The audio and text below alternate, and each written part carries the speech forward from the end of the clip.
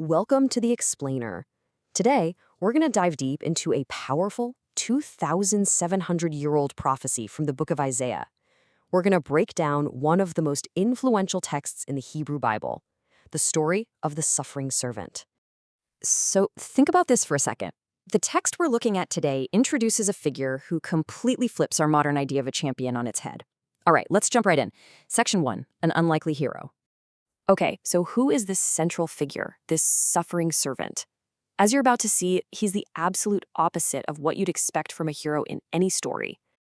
I mean, just look at this contrast. It's so stark. You know, we think of heroes as powerful, rich, admired by the world, but this servant? He comes from a totally obscure background, described as a shoot out of dry ground. He has no majestic appearance, no royal family tree, none of the things that usually command respect. So instead of being celebrated, this guy is actually defined by his pain and by being rejected.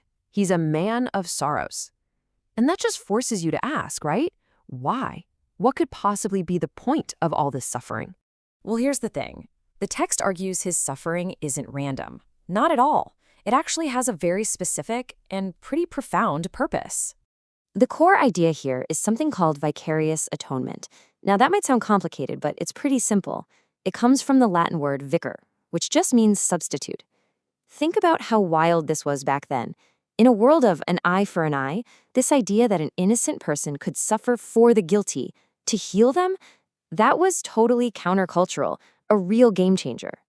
And you see it hammered home again and again in the language. The pronouns are everything here. It's all about our infirmities, our sorrows, our transgressions. The message is crystal clear. He's not suffering for his own mistakes. He's suffering for ours. To make this even clearer, the prophecy paints this incredible picture. It compares all of us, all of humanity, to a bunch of lost sheep. You know, just wandering off, doing our own thing, completely lost and needing a shepherd. But okay, if we're the lost sheep, who pays the price for us wandering off? And that question, well, it brings us right to the heart of the servant's ordeal and some of the most powerful symbolism you'll ever read. I mean, how do you even wrap your head around that idea? The sins of many being placed onto just one person.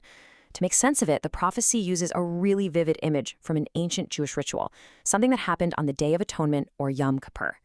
So, picture this. Once a year, the high priest would publicly confess all the sins of the entire nation. And then, he'd literally lay his hands on the head of a goat, symbolically transferring all that guilt, all that wrongdoing, onto this one animal. This goat, the scapegoat, was then sent out into the wilderness to carry all that sin away. It's this powerful physical picture of transference. And that's exactly the connection the text makes. Just like that goat, it says the Lord has laid on him the iniquity of us all. The servant becomes the ultimate scapegoat, shouldering the blame for everyone. Okay, but this brings up a really tough question, right? Who's actually responsible for his death? And what's so fascinating is that the text doesn't give you a simple, easy answer. Instead, it hits you with this incredible paradox. You're basically looking at two perspectives at the exact same time. From a human point of view, it's a travesty. It's an unjust execution, the murder of an innocent man. But then, from the divine perspective, the text says something shocking. It was the Lord's will. It's like that ancient idea, you guys meant this for evil, but God meant it for good. But here's the crucial twist. In this story, the suffering, the death, that's not the end. Not by a long shot. In fact, it's the gateway to this unbelievable victory. So how can we be so sure? Well, get this.